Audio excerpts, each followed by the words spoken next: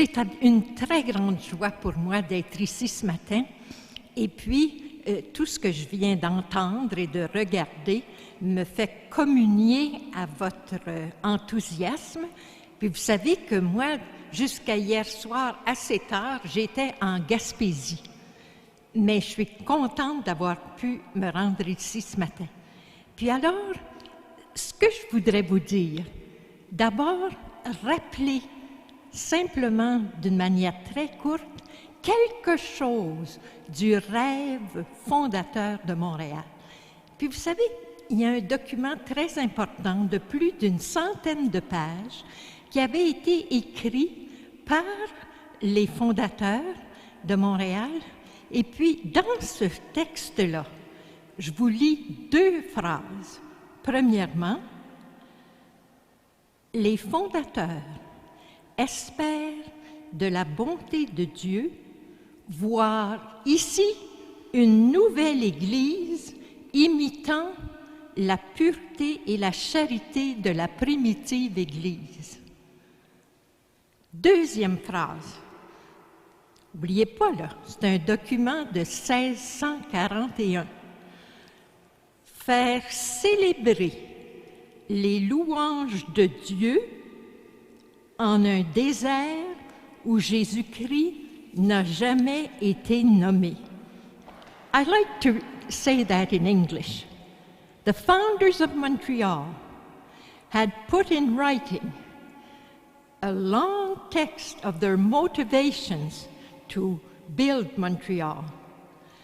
2 sentences. Found a new community, imitating the purity and charity of the first Christian community, Jerusalem. Second, celebrating. Why do we want Montreal, they say? To celebrate the praises of God in a desert where Jesus Christ has never been named. What did they do? I think they listened to their hearts. What did they do? I think they looked at the needs here. And it's not a hazard that they started with a school, a hospital, a parish. Because that they felt at that time was very needed. They looked at the needs and they showed much courage. Alors, ils ont regardé les besoins. Ils ont montré beaucoup de courage.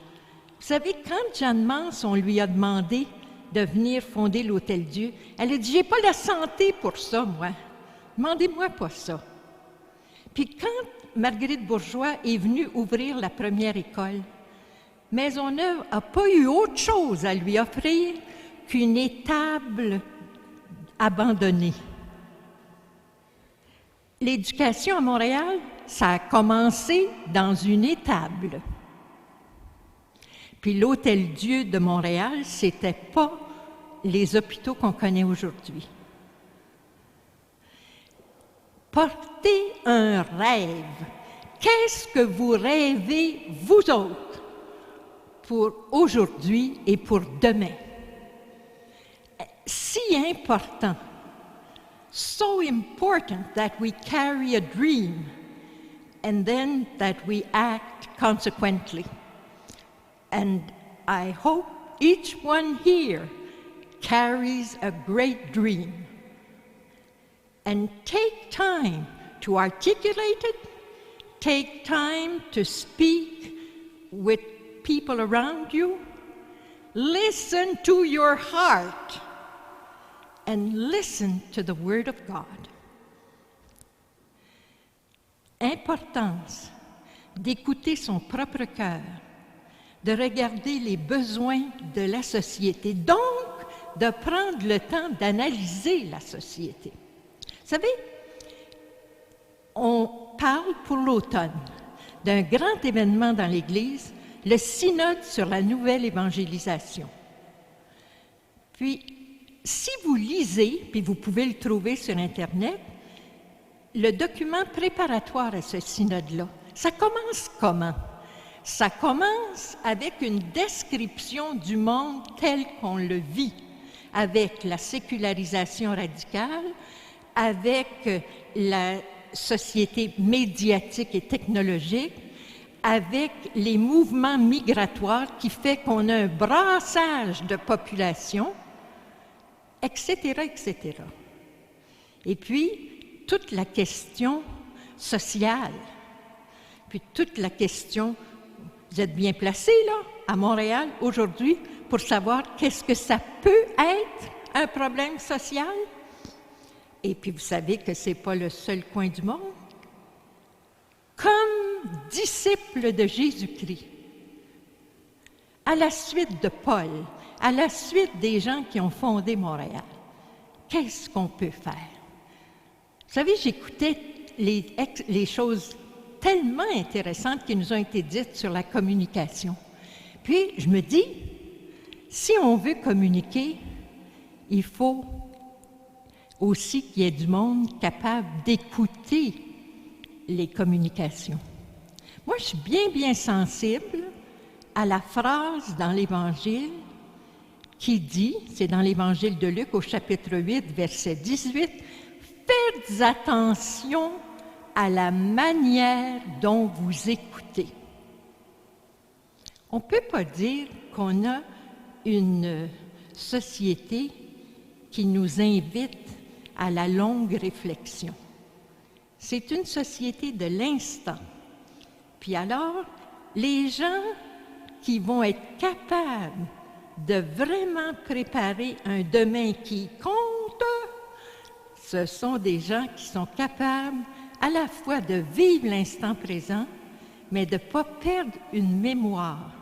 Je sais que dans l'un ou l'autre groupe, on vous a parlé de mémoire active. Ça me paraît bien important. Puis, toujours d'une ouverture sur l'avenir. Puis moi, là, j'ai un dernier secret que je veux vous livrer. Si j'ai un conseil à donner à tout le monde ici, c'est développer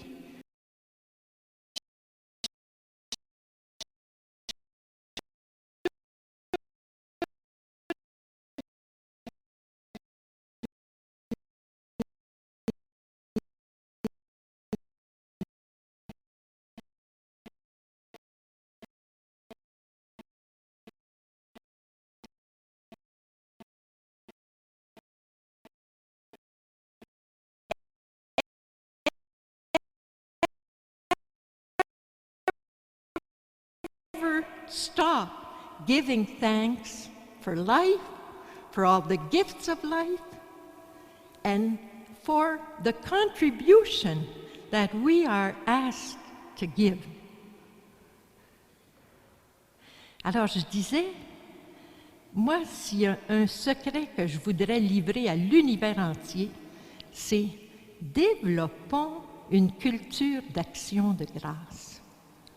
Puis, ce que je veux dire, c'est pas juste un merci de temps en temps. C'est la conscience toujours plus vive que la vie est un don. Que chaque jour, le don de la lumière, le don de l'eau, le don de la nourriture, le don des gens qui nous aiment, etc., le don de la parole de Dieu. Écouter, rendre grâce. Puis, dans l'écoute, vous savez, dernièrement, dans la Sainte Église de Dieu, on a été invités d'une manière extraordinaire par le synode sur la parole de Dieu à nous réveiller puis à aller chercher dans la parole de Dieu lumière pour les défis immenses qui sont devant nous. Puis vous savez, ce qu'on nous dit, je pense que je finis avec ça, ce qu'on nous dit, c'est, quand tu penses parole de Dieu, pense d'abord le Verbe éternel. Pense le Verbe fait chair, la parole de Dieu faite chair, Jésus-Christ.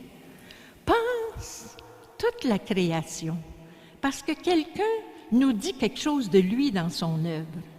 Pense histoire du salut puis histoire du monde, parce que Dieu me révèle et se révèle à travers ça. Pense à la prédication qui t'est donnée et pense, puis on met ça en 6e, la Bible. Puis on dit, pense à la parole de Dieu comme à une symphonie à plusieurs voix. Mais dans la symphonie, il y a un solo qui donne le sens de toute l'œuvre. Et le document dit, ce solo, c'est Jésus.